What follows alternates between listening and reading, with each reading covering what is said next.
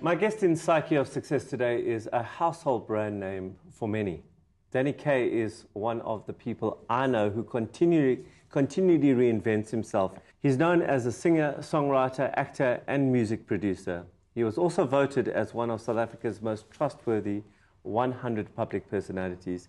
And apart from all this, he has also achieved many awards and a wonderful ability to go inside, do some soul searching, and then promptly release a new solo album relevant to the signs of the time. Welcome, Danny. Thanks a lot.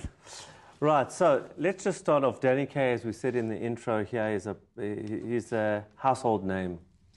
You've been doing this a long time now. I mean, you've been doing this for more than 10 years now? I think, yeah, more than a decade professionally, but you can probably strap on another decade before anyone knew who I was, where, you know, the dream of being, as you kindly said, that household name was a pursuit that I didn't really know I was going to achieve. So 20 years in the making, maybe more. But most people, when they look at you, they see, this privileged white guy who must have been easy. Was it easy to become this household name? No, it certainly wasn't. Yeah, I mean, if I cast my mind back to how it really began for me, it was, very humble beginnings, performing at school, auditioning for, as way back as then, in primary school, auditioning for the lead in the school play, not getting it, having to, pick myself up and audition for next year's play. From then on to high school, I would save up a bit of pocket money and go into the studio on the weekends, when I didn't really know what I was doing in a studio, but I talked the studio owner to giving me the dead time in the studio between 12 and 5 in the morning on the weekends when no one was using it. I would record demos, demo after demo after demo, submit it to a host of the biggest labels, of the day, and for 10 years was rejected from every major label in this country. Many of the people I do business with today were the guys that kicked me out their offices back then. And, like anyone in life, I got one lucky break. Hurt so bad, right? That's right, yeah. One single, well, I went to university. I'd almost given up on the idea that I was going to get a deal.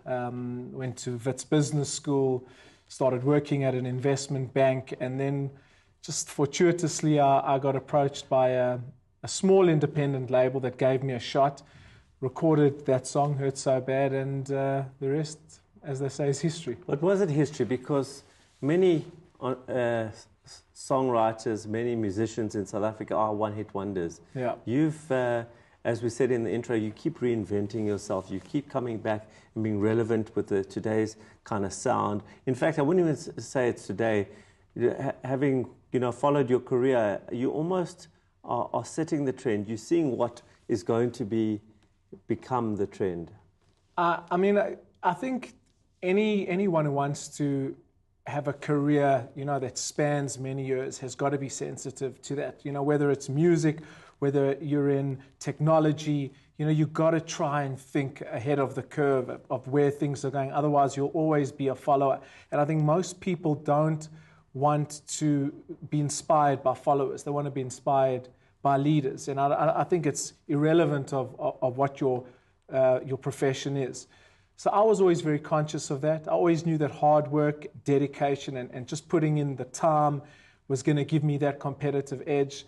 There are a lot of talented singers in this country, musicians in this country, and I knew that in order for me to just tread water, I'd have to, really do it well, and put in that time.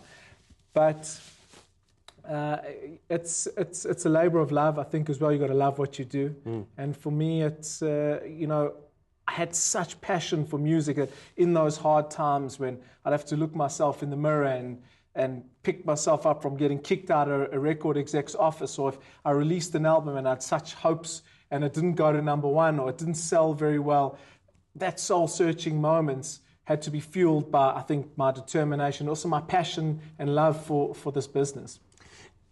You're prolific. I mean, you're involved in many, many things, from your charity work to your music, to having written a book or produced a book. Yeah. There's the importance of being prolific as an entrepreneur, as a songwriter, as a musician, and how you deal with all the, because if you're prolific, you're going to fail at some things. Sure. Right? So talk to me about being prolific.